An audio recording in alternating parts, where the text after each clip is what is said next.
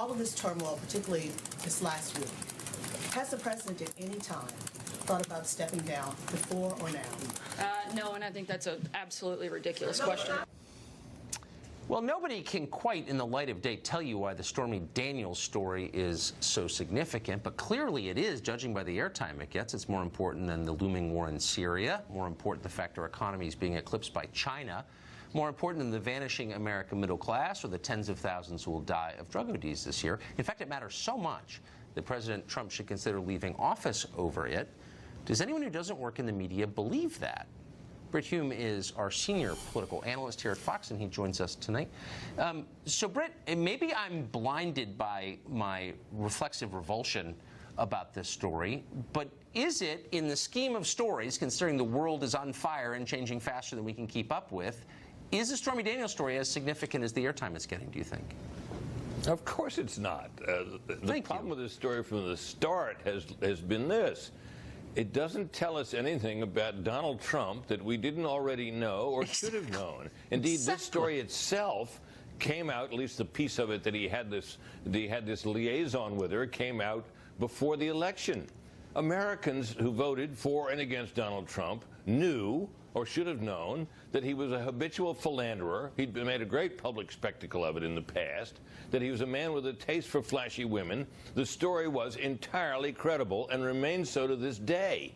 And the fact that he denies it is a detail. I don't think most of the people who are for him think that his denial is true, but it simply doesn't rise to the kind of level you're talking about here, unless you want to take very seriously the possibility that the money paid to keep her from blurting all this out sooner was a campaign contribution that well exceeded the proper limits for campaign contributions.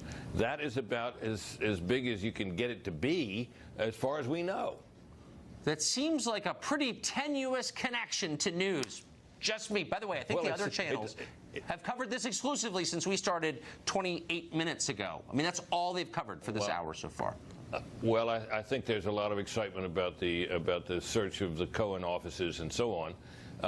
But when the question that still you have to answer here is, what really is the underlying crime, and does it rise to the level of something for purposes of impeachment, or, as the questioner at the briefing said, the possibility that Trump would resign? That's an interesting question, of course, Tucker. Does anything about Trump's behavior in reaction to any of this suggest that this is a man contemplating quitting? I would say, obviously, palpably not. I'm not sure that he or anyone in the White House fully understands what would happen if Democrats take the House this fall, as many polls suggest they will. It seems like the very top of their agenda will be impeaching President Trump. That's what their voters want. Yesterday, Congressman Beto O'Rourke of Texas, who's running against Cruz in the Senate race, said he would vote to impeach Trump, although he acknowledged it wouldn't make sense to do it right now. But Democratic voters want impeachment. Do you think Democratic members, if they take control of the House, can do anything but start an impeachment? Well, I think there'll be moves in that direction. Of course, the last time this was done, when the case of Bill Clinton and the charges there were, among others, perjury and obstruction of justice that were pretty thoroughly documented. He'd obviously lied to a grand jury. They did it. They impeached him in the House, and he was not anywhere near convicted in the Senate, and he ended up leaving office in something like a blaze of glory. And it kind of backfired politically on the Republicans.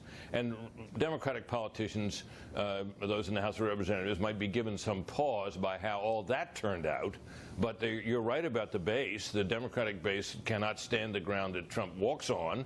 They want him out, and they want him impeached, and they want their members to be part of the resistance.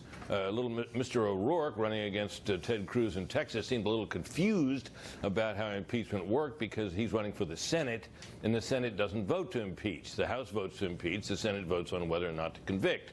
But that aside, his sentiments reflect that of many Democrats, and I think there'll be a move to do it if, in fact, they get control of the House. How well it will work out for them politically remains to be seen. It does remain to be seen. Britt Hume, thanks, as always. Great to see you. You bet.